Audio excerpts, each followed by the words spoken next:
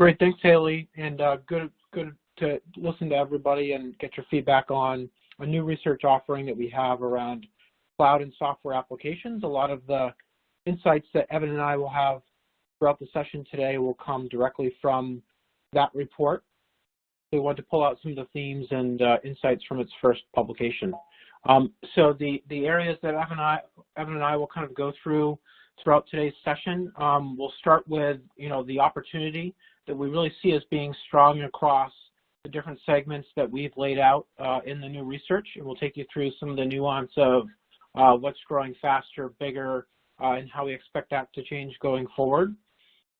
Secondly, we'll look at double-clicking into some of the vendor strategies within each of those segments, look at what's driving the growth, both from a portfolio as well as a go-to-market perspective, and share some of that with you.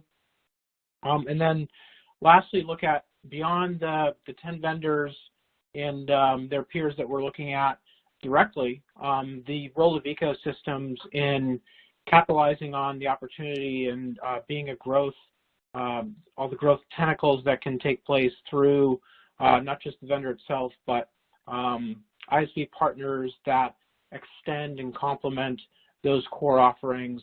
We think that'll play a really important role going forward, and so Evan will share some of what we expect to see in terms of the role of those ecosystems. So I want to kind of level set on the evolution that we've seen in our research portfolio. That's really the underlying basis for the views today. So on the left-hand side of this slide is the taxonomy that we've used really since we started looking at cloud about a decade ago, focused on, as the market was, the technology, and segmenting primarily by the delivery methods, kind of as that Uber segment. And so hosted private, so dedicated cloud resource, shared multi-tenant public cloud, and then the most recent addition to that delivery method view was hybrid, as things really started to blend, and it became about the integration and orchestration across multiple different clouds. So we still see a lot of importance in the delivery method. However, as we've been looking at the market and getting feedback directly from the adopters, the decision makers that are driving those decisions and investments, it was clear that the workload and the nuance of the requirements, the business case, the technology that was required to meet those, really the use case and the workload view was more important than delivery method. I think a lot of it ends up being hybrid, and so we wanted to reorient and look at it from a different perspective, focusing on two primary categories of research and benchmarks. We'll touch on the cloud and software applications view today, since that is already published. And just today, the complement to that on the cloud infrastructure and platform side is going to publish. So we'll do another session like this to go through that new view on that set of workloads. But we'll look at, within cloud and software applications today, three main segments, but there's also sub-segmentation in the data file, in the elongated PowerPoint report that was part of its initial publish around, so the three main segments are business applications. Think of that as ERP, the broad category.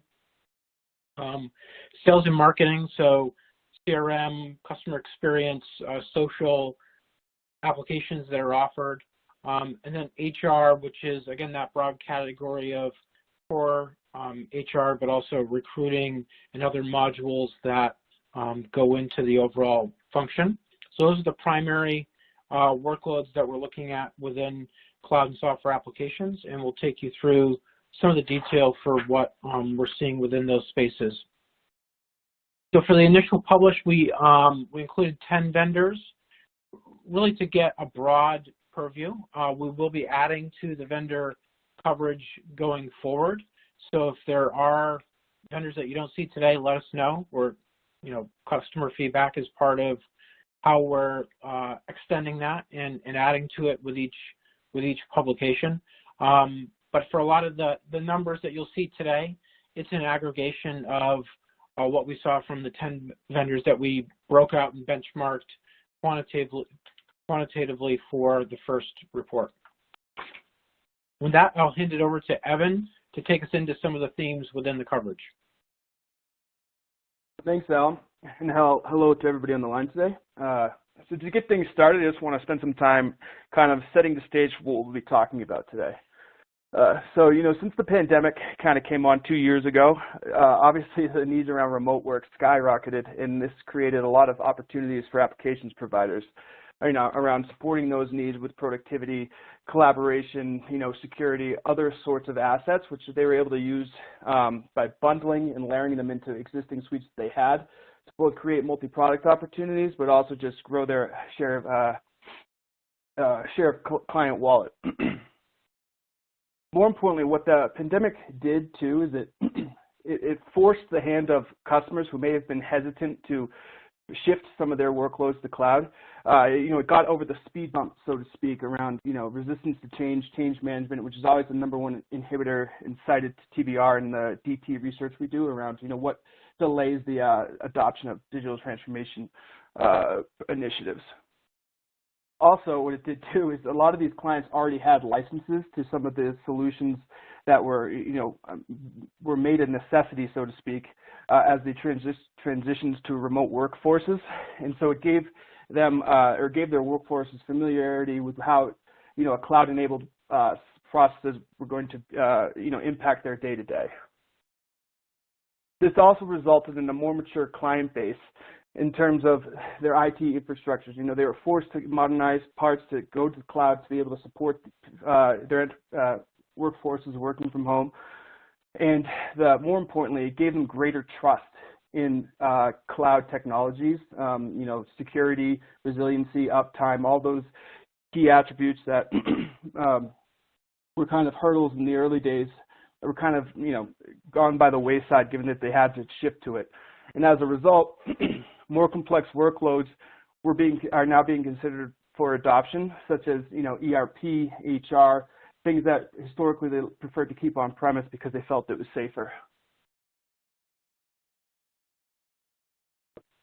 ERP in particular is a great example of how vendors are increasingly tailoring their strategies to the workload. And so two great strategies to contrast in this are from SAP and Microsoft. Obviously, SAP launched Rise about 1.5 years ago now, and with that, really what they did was they quickly built out their portfolio of business transformation services. They acquired Signavio, they added RPA capabilities, and really what they wanted to do is take care of some of those headaches associated with migrating by automating the processes associated with it. The reality is, though, no one enterprise client's ERP environment is the same, and so those assets, while pointed in the right directions, just, I guess, haven't been up to snuff, so to speak, to kind of usher in that adoption they were looking for. And so services partner involvement will be critical in kind of enabling that. You have to, work with these clients, build the roadmaps for them, show them how it's going to be done so that they can get to where they want to go. And while partner activity has been rising more recently, such as the, Kyndryl announcement around Rise with SAP, the adoption today, we feel, seems to be more targeted in the SMB and mid-market, and we'll touch on some of those dynamics a bit later in the webinar to explain what we mean there. In contrast, let's look at what Microsoft's been doing in the back office. So they're not historically an enterprise back office incumbent, especially in ERP, but they've increasingly been taking a platform-led approach to capitalize on the opportunity. So the strategy really is, don't do a lift and shift of your ERP estate. Use our platform capabilities through Power, Power Automate, Power Apps, to augment your existing ERP, not replace it. This allows them to then build around ERP to capture those, tangential workloads, which the customer might be interested in doing, but it's the reality of their existing ERPs an inhibitor to them being able to do that. So an easy example would just be Dynamics Intelligent Inventory Management. Use Power Automate to tie into the ERP, and now you can kind of enable more of that automated inventory process that you're looking for. Doubling down on this approach, I think about a quarter ago now, they've announced an expanded alliance with EY where EY is going to be the primary managed services partner as they go to market together in pursuit of back office opportunities. So as part of that, Microsoft will hire about 150,000 EY employees on Dynamics, Power, other related technologies over the next 5 years. And then the two firms will also work together to co-develop and co-design solutions which are targeted at those sorts of opportunities. Then from there, to strengthen that approach, they acquired Clear Software, which is an integration specialist with both Oracle and SAP legacy ERP systems. So they're bolting on about 100 pre-built connectors into Power Platform, so now they can kind of enable that approach of tying in to the legacy systems and then relying on EY plus what they have through Dynamics to kind of build around the opportunity. Simply put, Microsoft is allowing the enterprise to augment its complex, expensive ERP system with a cloud-enabled workloads through its SaaS suites, drawing them deeper into the client's IT environments. This all culminates in clients who are seeking more customized outcomes from the solutions in which they're pursuing or deploying. Research through our cloud applications customer study has found that the more mature a client's workload becomes, so CRM, HR, whatever it may be, the more customization the client then has around that solution. And that's basically just because as they start to use it more, they look for ways to use that deeper in their business processes to enable more discrete outcomes for themselves. A good, parallel to that would be everything that we're seeing around industry cloud, which is targeted at that same idea. How can I use emerging solutions powered by cloud to enable by discrete processes? So as these portfolios mature in the market, the go-to-market aspirations in particular for these vendors is going to be very challenging because the needs, the pain points, the desired outcomes are vastly different in one industry sector versus the other. So while many of the investments today by these vendors have been focused at providing those pre-built data platforms within these industry suites, think Microsoft Cloud for Healthcare or Salesforce Cloud for Healthcare, what they're going to need, once the data is there for the client to start to manipulate and use, they need the bevy of solutions that sit on top of it to make value out of what they have then. And that's where ISVs come into play. They fill out the gaps in their portfolio and allow them to bring actual value to the client as opposed to just that data model. And then lastly, outside of the ISVs is those services partners who are able to articulate the value of those industry suites against the actual tangible needs of that client and build that business case to facilitate the adoption.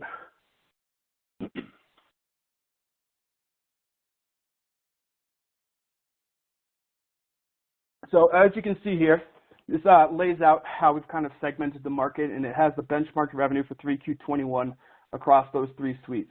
And then the sub-segment workloads are labeled underneath those as well.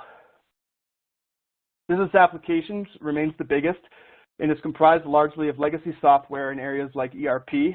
And this also includes Microsoft productivity solutions, so it does skew how large it is to some extent. And when we get to the next slide, you'll see it also likely skews the degree of on-prem revenue or license revenue versus cloud revenues. HR, while the smallest, is led by HCM such as SAP SuccessFactors. And while this space has been growing, there has been a lot of challenges cited by clients TBR in moving to cloud HR, such as adhering to these country-based regulations related to personnel data, the different tax codes as you go from country to country. It's not going to be one size fits all, and you really have to make sure your cloud, standard cloud solution has that built into it depending on where the client resides. The other challenge cited to us was a lack of customization compared to on-prem alternatives to create these, custom reports or workflows on what is on the employee files, because with that is, who can access what, who can see salary information, and it's been expressed that it doesn't have as much flexibility. It's more rigid as compared to some of the on-prem alternatives that are still in the market today.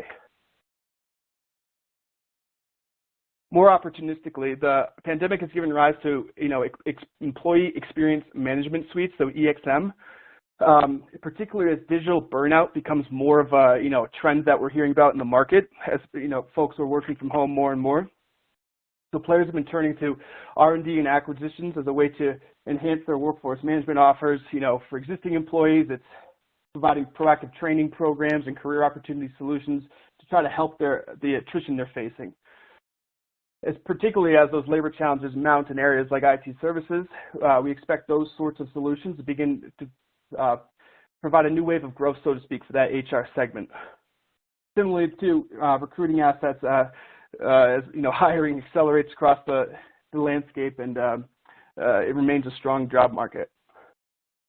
In sales and marketing, it's the second largest, and it's largely comprised of cloud-based up the benchmark. This is where we see the most ISV involvement in players' approaches. And a good highlight of this would just be, if you think of Salesforce and what it does with AppExchange.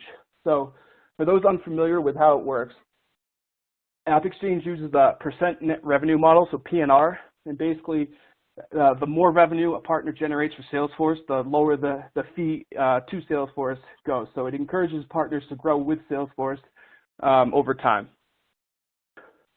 Similarly, Salesforce uses AppExchange to allow members of the program to handle their own sales efforts within Salesforce's existing install base across Customer 360, now dubbed Digital HQ, while the premium partners are allowed to ID net new accounts for Salesforce. So they can go out and do their own sales efforts and try to drive Salesforce's IP into these new accounts they have not yet reached. The combination of each of these allows Salesforce to both broaden its addressable market with external resources, but also increases the stickiness of their IP in the client environment.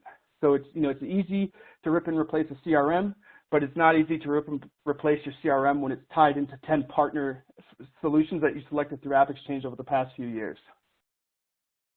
And the ecosystem opportunity isn't just within S&M though.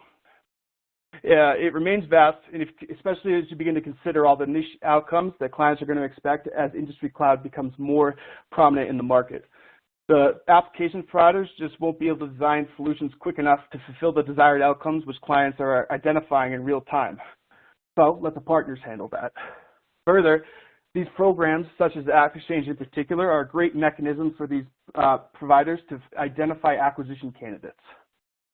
Consider what Salesforce did with Velocity. So Velocity was an AppExchange partner, and following the acquisition of them, they launched Salesforce Industries, which was initially comprised of 6 pre-built, industry CRMs in areas like public sector, financial services.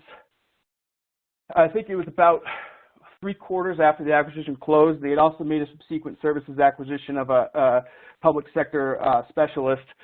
They closed on their largest ever deal, and it was in the public sector. And so, prior to really having Velocity, they didn't have a strong footprint in public sector. They were there, but their largest ever deal came from the space following this acquisition they made only, within the last year. So to talk a bit more about the split between cloud and license revenues, we'll go jump to this slide. So as you can see, business applications remains the most on-premise, as such representing the most substantial growth opportunity for vendors going forward to migrate those clients to cloud alternatives. But again, I just want to elevate, this does include Microsoft productivity, so that mix of 37% traditional is skewed by the fact that, O365 and other productivity-related assets are included in that. So if you took those out, it would be an even larger share of traditional in the mix. So we discussed earlier, some of those challenges around migrating workloads like ERP. So it remains to be seen how quickly, SAP and Oracle can really pivot those vast legacy install bases to cloud. So to provide a little color on that, SAP reported they have roughly around 30,000 on-premise ERP clients. I believe it was 4Q21 when they stated that. In contrast, S4HANA is at about 13,000 as of 4Q21. But S4HANA Cloud revenue is at about $370 million in the same time period. And to juxtapose them, I think last I read, Oracle was around $700 million for their Fusion ERP, which is targeted at the enterprise sector. So they're a bit behind in that regard. So it indicates that what they're seeing is more near-term uptake within the SMB and mid-market, where it's it's a faster migration, it's a quicker project to implement. And it's kind of citing this challenge on the last earnings call, SP CEO said, as the cloud backlog grows, especially the S/4HANA Cloud Backlog, some of the transformation timelines within these engagements are exceeding 8 years. So if a client is not willing to wait that long to modernize these complex environments, they may opt for, Microsoft's approach, where they can augment what they have with, these cloud workloads and keep their ERP in place at the moment. The other angle to this is just considering how there's 5 deployment options within the S/4HANA, package. So some of those customers reported at about around 50% of them are choosing to do system conversions as opposed to shifting to the cloud entirely. And so that would be, S/4HANA Private, S/4HANA HEC, or on-prem customer or partner managed. So that in itself may further delay the opportunity for SAP to capture upon it. And so while RISE may shift that mix a bit in terms of the 50% who are going the system conversion route, today it's largely SMB and mid-market and without more involvement by these ecosystem partners, and may delay their uptake.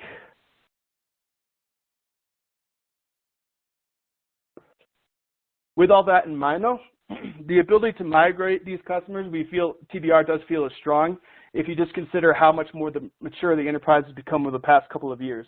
So highlighted in that chart is just, over the last year, how much the mature customer base has grown in terms of what they were giving back to us in the study.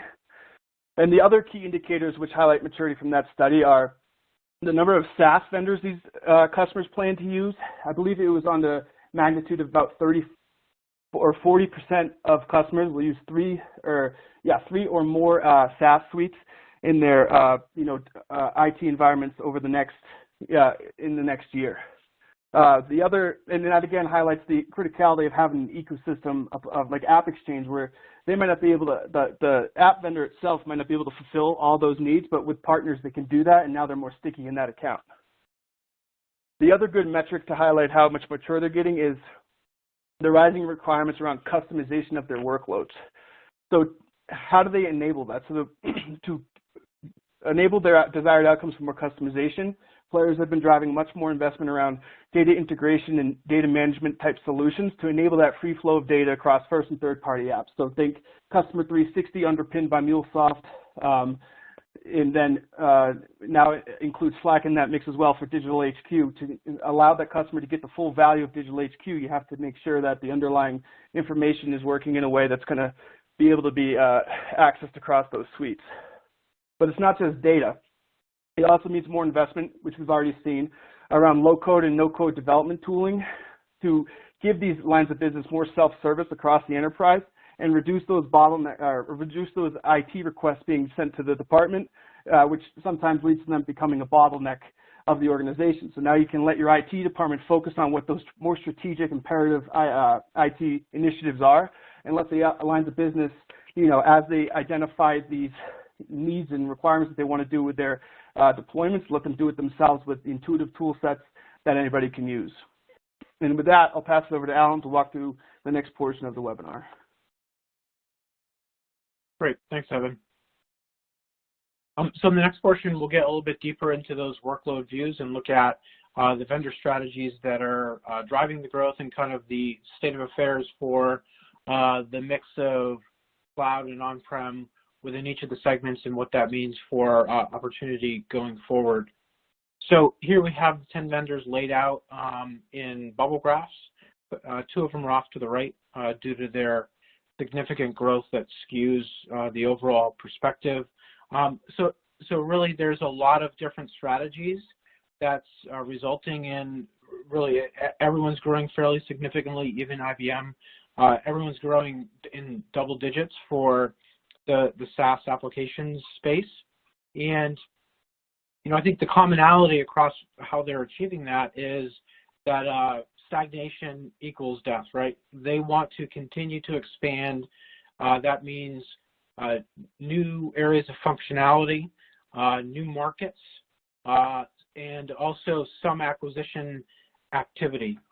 So when we look at on the functionality side, it's not only the big vendor like Salesforce that has really purchased multi-billion-dollar acquisitions to grow beyond their core in the CRM space. It's taking place, if you look at the two that are off to the right that are leading growth in the segment, Intuit, which has not been a pioneer in terms of shifting to the cloud, has really, expanded more significantly as of recently. Said, we're core in the bookkeeping, tax area, but what else can we do for our clients? How else can we help them solve business problems and grow our own business at the same time? And that's where you saw Credit Karma on more of the consumer side, but more recently the acquisition of Mailchimp, which in two ways I think really expands their growth opportunity and is important for them. First is it extends the value into a new area, so not just doing the books, but helping those small business clients drive business, organize their sales and marketing efforts. So that's really important. And then secondly, it gets them into new geographies more significantly. So heavily dependent on the U.S. Mailchimp brings an international presence, everything's relative here, but much more significant than what they had. So they're going to look to follow that into new geographies outside of the U.S. and broaden their mix globally. And then Hubspot, a strategy really across the board is looking at getting customers to expand into new modules, to go into premium tiers of offerings, using the benefits of SaaS, where it's easier to do trials, to illustrate the value of modules, have customers try them out in a much more agile way, and then get them transitioned very quickly as well. So in addition to driving new logo growth, HubSpot has seen the mix of their multi-module customers double over the last year, and so that's how you get to approaching 50% growth year on year. So the perspective is laid out in a way that to some degree illustrates the growth gap between SaaS, which is the cloud delivered solutions, and in this case the contrast is total applications. So it includes that on-premise mix. And you can see from the averages that the total average is 18.5%. The SaaS average is 26.4%. So about a 10% gap in terms of the growth. And it's due to the traditional license mix being significantly lower. We'll look more in depth on the next slide, but it's decreasing. They're going through that transition. They're all in a little bit different space. Obviously, the pure plays, it's not an issue for them, but for the IBMs, the Intuits, SAP, Oracle, Microsoft, they all have to run the traditional business, keep that up and going to some degree, while they try to grow more and transition to the SaaS side. So it's clearly leading growth within there.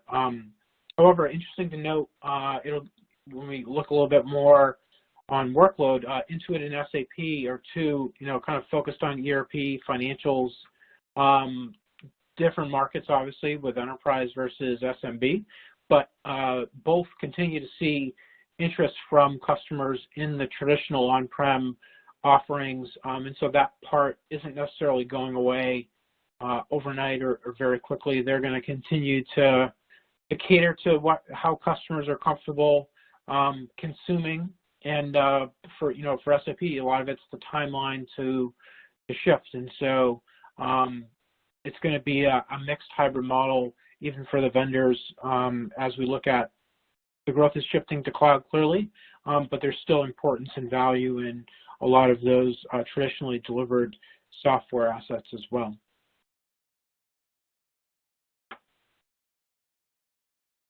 So here's that little bit deeper view of within each of the workloads, kind of the mix of traditional software sales versus the SaaS side.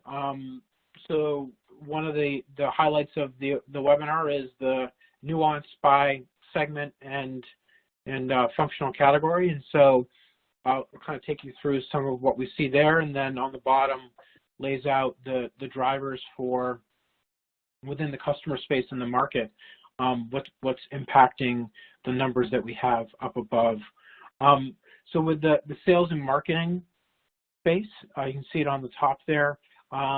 Early transition to SaaS, big shift in mix, not just for the vendors that we're looking at here overall, but for the market in its entirety, if you include the vendors outside of the 10 that we're covering here. A majority of that business has now shifted to cloud. It's very well accepted by customers, and we expect that to continue to be the case, that most of the growth in new purchases are going to be cloud-based rather than traditional on-prem, just due to the proven benefits and nature of what can be delivered with the cloud model. HR is a little bit smaller market overall, so we're covering a fair amount of it here with the 10 vendors that we have. You can see it's a more moderate cloud mix. Wasn't as early in terms of the transition, and in some ways there's all that continued interest in on-prem as well. So still a lot to go in terms of the transition, but it may be balanced a bit by continued on-prem activity. And then lastly, with the BizOps, the ERP segment, much more fragmented market. So the 10 vendors that we have here don't represent as large a share as some of the other spaces, but clearly the lowest mix of cloud delivery within that space to date. A lot of the complexity and hesitancy with moving things from the traditional delivery method to cloud, the timelines involved with it, all that goes into what results in a lot of upside in terms of cloud growth going forward. We think that's the biggest area of opportunity if you look at these three segments, both in terms of the size as well as the mix in terms of cloud really being a smaller portion of that space to date. And it's what you see driving a lot of Oracle and SAP really are the two leaders in terms of messaging and transitioning those customer bases, but there's a lot of other regional providers that are in the same spot looking at how to cater to customers' growing comfort and desire to transition things to a cloud environment within the ERP workload. So there's a lot of activity, and we expect that to drive the overall market growth over the next 5 years. So in terms of the what's actually occurring in the market, what customers are reporting to us that they're going through, and is important as they think about these migrations. It starts with kind of the table stakes of it's got to have the performance attributes that they need, so that requires data center assets from providers within certain proximity and with certain capability, security and trust and regulation. I think a lot of organizations have come to realize and accept that what's offered through a lot of these cloud platforms and applications is in fact better than what they would be able to do with their own resources and the delivery models. I think that's more and more something that is less of a barrier, more of a driver for these transitions. You get some of the remote work, COVID. More than anything, it's not just about the desktop experience and being able to have services run regardless of location.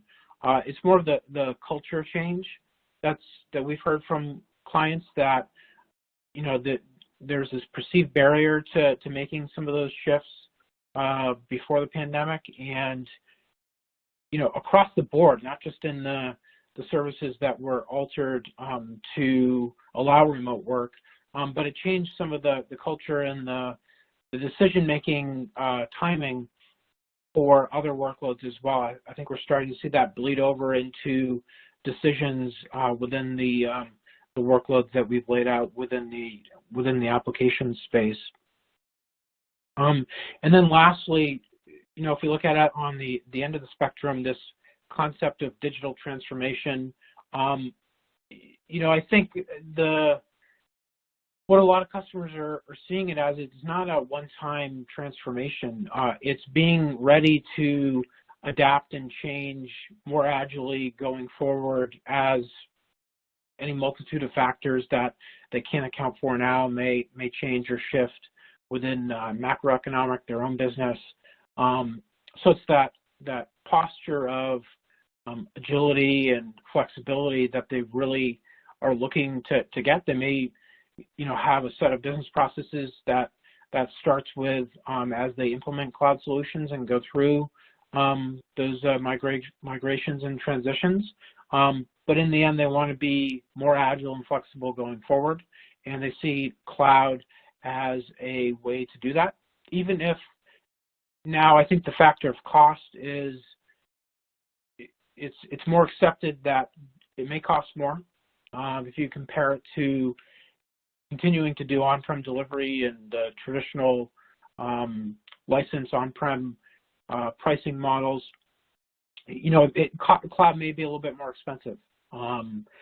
However, they're willing to sacrifice that over that longer time period in order to be able to change and adapt. And so that's more of the thinking that's going into a lot of these migrations, especially with the applications workloads and the strain that a lot of customers have gone through with business processes that have been altered and stressed just to the variety of impacts that have occurred over the last 2.5 years. They want to be more ready to adapt, and so that's their thinking as they're looking at some of these migrations and adoption of new cloud solutions. All right, so with that, I'll hand it back over to Evan. Great, thanks, Allan. So, industry cloud is far from a new phenomenon. I mean, SAP kicked it off in 2014, but the market never really met its full potential, which we kind of, feel was just due to the fact that the enterprise customer was vastly less mature than they are today in terms of their cloud adoption. So what about industry cloud do clients find so compelling today? I mean, so this chart actually does a good job of explaining that, where it's just they need a tailored solution that can help them maintain compliance and regulatory standards that are specific to their industries. So basically, they need a data foundation that reduces their headache and makes sure that they're adhering to whatever those regulations are and they're not going to run into any trouble. But that's just the foundation of what is really going to drive the industry cloud market going forward, where while all these vendors have the pre-built data models now across some of the key industries like healthcare, they don't have the solutions that actually provide tangible value to the client outside of that data pool, so to speak. And that's been expressed to us in a few interviews where clients feel it's more marketing than anything else, and that it's just the portfolios are lacking. So let's just look at Microsoft and what they did in Cloud for Healthcare. So they launched Cloud for Healthcare. They had the pre-built data model. And then about, I want to say 6 months later, they announced the acquisition of Nuance. And so that acquisition, which is now closed, so it remains to be seen how exactly they'll use it. But our feeling is, they just acquired NLP, AI, and then capabilities from like a technology point of view. But then they also have some solutions like patient imaging, which they can bolt into Cloud for Healthcare and actually provide some tangible value to clients. Your EHR system's feeding into Microsoft Cloud for Healthcare, and the patient gets their imaging and it feeds into the file. Everything's safe. You're complying with HIPAA, all as well.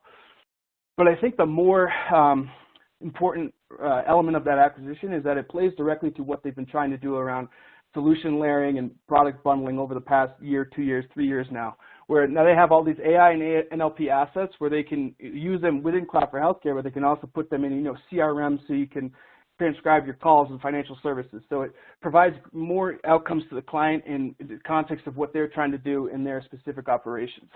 More importantly, though, now they have the ability to kind of open up these capabilities to their partner ecosystem, even to the GitHub ecosystem, where now partners and developers can start to build solutions that use the assets of Nuance alongside the specific, niche solution that industry provider has already built and is providing to the market to offer more value to that end client. From Microsoft's point of view, now they're going to get a more rapid way of building out their industry portfolios, but they're also going to spin the meter because they're using compute-intensive capabilities across not just specific workloads, but across the entire suite, Dynamics, you name it. But that's just from the ISV and solution point of view.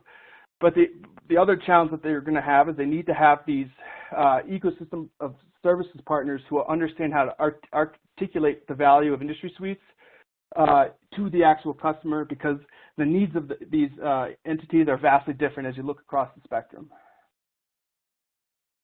So below is just an illustrative view of the personas across industries, their challenges, pain points, needs, desired outcomes, and then the resultant use cases that enable those outcomes. So consider now the sheer number of participants required to enable these end-to-end use cases listed at the bottom. So let's just look at the industrial for the example. Microsoft has an industry cloud for manufacturing, but what they don't have today is relationships and alliances with the thousands of equipment providers who are going to be used in that industrial manufacturing facility. To do an IoT solution, those asset OEMs need to be connected with standardized protocols to then feed the data to that platform to be, to then be used by the client to across whatever operation they're trying to enhance with this newfound data that they have. Microsoft may have the suite, but it doesn't know what solution is most desired because they're just targeting, throwing a very wide net, so to speak, and they don't have the ability to, build to each. So they have to rely on partners to kind of get there. A good example of that would be PwC's Connected Solutions business, which is mainly built on Azure.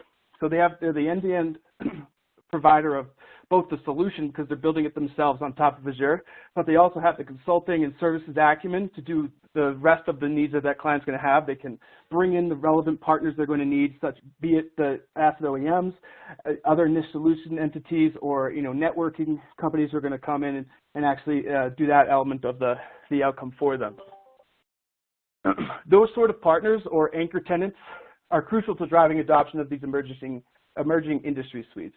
But to support these ecosystems, they need to have standardization. And the best analogy on this was in the context of some interviews we were doing for the IIoT market landscape, where a services specialist kind of conveyed to us, just consider the early days of mobile phones. They had 2G, 3G, 4G, but every country was using a different networking type. And so if you were using your phone in America and you fly to the UK, maybe your phone doesn't work now. So standardization at that layer allowed for the proliferation of mobile devices. And so this is analogous to what is required for IoT. You need to have standardization, and it's not just from that networking standpoint. You need it from the design requirement. It's across the technology value chain. If they can't come together and kind of create that layer of standards, then how are you going to scale opportunities outside of project mode? And so that's the technology lens, but to kind of push these solutions into the market, especially these more emerging opportunities, be it intelligent, supply chain and so forth, or, track and trace of your materials or decarbonization, you name it, they're going to need the support of IT services and consulting partners who understand the processes of all these clients across these industries. They have the domain experts who have likely worked in that setting at one point, and they know what they're trying to do. As they get the data from these assets, they know how to they can target it at the solutions to kind of create a new opportunity for that customer. More importantly, then they can articulate that value of these solutions through a business case. The applications firms just don't have the talent bench, ranging from consultants to solution architects across these domains to facilitate the desired growth they have for the industry suites. And without the ability to articulate a business case to prospective clients, vendors will be simply designing technology for technology's sake, not targeted at the desired outcomes of a client, resulting in a further delay of growth opportunities such as IIoT. In short, it will take an ecosystem to push emerging solution opportunities such as IoT past pilot mode into mainstream adoption. And with that, I'll turn it back to Allan to review the cloud portfolio and then open it up for Q&A. All right, sounds good. So I won't spend a lot of time going through this. It'll be in the deck we share all, but it gives an idea for where the new coverage fits into the overall cloud portfolio of research. So the benchmarks for the new coverage are coming out. They'll both be published today. And then the market forecast, which is the future-looking view, is going to align to the new taxonomy as well. So it'll be a 5-year forecast with vendor and market share projected out over that time frame. So that'll kind of round out the transition in the major taxonomy of coverage. So with that, I will pause and we'll take a look at some of the questions that came in. If there are things that you want to ask us about, feel free to submit it through the chat. You can always follow up for any that we may not get to during today's session. All right, let's see. So the first question is, how are customers reacting to higher Pcos for the SaaS solutions compared to on-prem? What they usually benefit from is TCO spread over time as opposed to big capital expenditure and possibly faster time to revenue as deployment is typically quicker. So I'll lead in, then Evan can chime in as well. Yeah, I think for the TCO, still definitely being done for these enterprise apps purchases.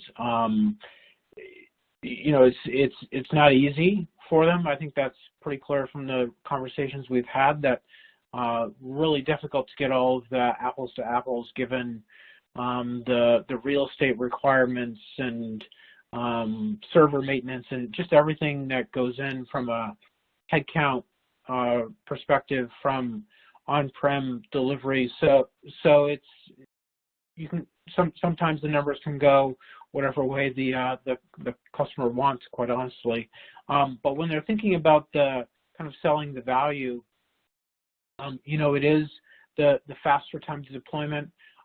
It's the continuous innovation. I think it's a bigger focus over the last year for cloud than I've heard previously. The ability to roll out new features as they become available and have that really easy to deploy rather than the effort that they needed to go through on the traditional software side to access new features and to update and maintain the software. And the other thing that I think goes into it is, you know, for a lot of these, it's not just implement the technology and, you know, look at how much it costs. It's changing the internal organization to be more agile, to you know, to have a DevOps type philosophy within these organizations. That's all part of it as well. So they're looking at it not just from the financial perspective. A lot of times it's the organizational benefits and the strategy changes that are part of these decisions as well. Great. Yeah, and I'll just add to that 2 points. So the first would be, it's already been expressed to us with all the bundling and layering and efforts that these apps providers are doing. It becomes a lot harder for the end customer to know what this solution is actually going to cost them, especially as you begin to consider, you know, if you're going to integrate, say, NLP into the offering, your compute's going to rise, and now your total cost of the solution's going to go up as well, which is harder for them to predict up front. And as you consider what's going on with these industry clouds in these suites in particular, it's only going to become more convoluted. The best way I can explain it, and I'm stealing it from a client who I was doing a project on for it, was looking at industry suites, and he said it's almost like you have to go, it's almost like you're picking your core curriculum before you reach your capstone class, which is the industry cloud that you're trying to get. So you have to hit all these check marks. I have to, you know, deploy X, Y, Z, then I can get ABC from the industry suite, and that process in itself is a challenge for the customer. And to the last point I want to make on this is, with some of these industry offerings, is the ROI on them isn't going to be as easy to articulate just because of what the value is that it's bringing back to the user. So if you think about, if you're going to have an asset uptime solution in industrial manufacturing, the ROI in that is, you know, how much is my machine going to be running, you know, 10% more because I'm monitoring it and I'm doing better maintenance on it, so on and so forth, or is my output going to rise by 0.5%, which is going to be a result in a significant boon to my bottom line. Those are much harder ROI points to articulate to a client, and that's why these services partners and consultants in particular are so important to driving them into the marketplace, because it's not as easy as just spelling it out. You have to actually show them in the context of their operations, this is what it's going to do for you. Great. Let's see, there was a question around which workload category would software such as storage backup recovery fall. So the infrastructure-focused services are going to be covered under the infrastructure and platform benchmark that we're publishing later today. So we've grouped in, there's under the infrastructure as a service segment, it's compute, storage, networking, and so that's not only the actual consumption revenue, it's also the management and infrastructure management solutions and intelligence that goes in to those offerings as well. So that'll be included in that complementary view that, again, we'll publish later today. Let's see. So question around, another question around the costs. Looking for good talking points to show the benefit of cloud service adoption both now as well as in the future. On the now side, I think although the perception around cost has shifted a bit, it's still advantageous in a lot of ways to get out of the CapEx model into the OpEx model. Some of the other things are around, we've seen are around skills and, what's needed and what's available in the IT skill realm is more on skills around new technology. As there's, partially because of the Great Resignation, but more largely just the demographic shift that we've all seen coming for quite some time. Managing all of your own infrastructure in an on-prem model, and as that ages and needs to be replaced and patched and optimized, all those are, I think they're seen less as the value add and necessary parts of the IT organization, and so I think that's another thing, is that being able to shift the culture of the IT organization, not just with cloud, but looking at it as a driver of the business rather than a cost center, is a pretty common desire, and a lot of customers have been able to make changes around that as part of their overall transformation, which has been really powerful for not just IT, but for their business with IT supporting it. So that's part of kind of the value of going with a SaaS solution rather than a traditionally licensed one. And then, long term, that's where the cost may be higher for cloud, for the SaaS solution, rather than managing your own license in an on-prem model. However, the ability to shift and change based on changes in your business, for a lot of the license implementations, you're talking about 5 to 10 year lifespans for them. As we've seen, a lot can change in that time period, and having a SaaS solution is going to allow you to adapt a lot more easily than with a traditional on-prem licensed solution, even if it's a little bit less costly, over that 3 to 5 year time horizon. Anything else to add there, Evan? No, I don't think so. I mean, I would just echo your point around that skills dynamic. I've been in conversations with clients as well. They sometimes have to have on staff, 10 IT personnel who are just there to manage and maintain these legacy systems and services, which are just loaded with, legacy IT debt, so to speak. Whereas, and so that's been used by them more and often now to kind of get the budget to go to a cloud solution so that they can rationalize, oh, well, once we move to this, we won't have to have 10 people working just to keep the thing running and keep it from breaking because we can rely on, this more standard solution from the provider. Great. All right, so that's all the time we have for questions, so I will hand it over to Haley to do a wrap-up. We'll follow up with anything else that you may submit via email, and let us know. Continue to write things in the chat, and we will make sure to get back to you. Thanks. Awesome. Thanks, Ed, and thanks, Allan. Thank you, everybody, for joining us. Please feel free to reach out to the team with any follow-up questions. If you have a few moments, it would be appreciated if you could fill out the survey that's going to pop up on your screen. This helps us create these webinars for you. A replay version of the webcast will be available after the event and will be sent out to you via email. And be sure to join us on Thursday, April 14th for our next webinar in our webinar series, Ukraine and the Future of Digital Transformation. Thank you all and have a great rest of your day.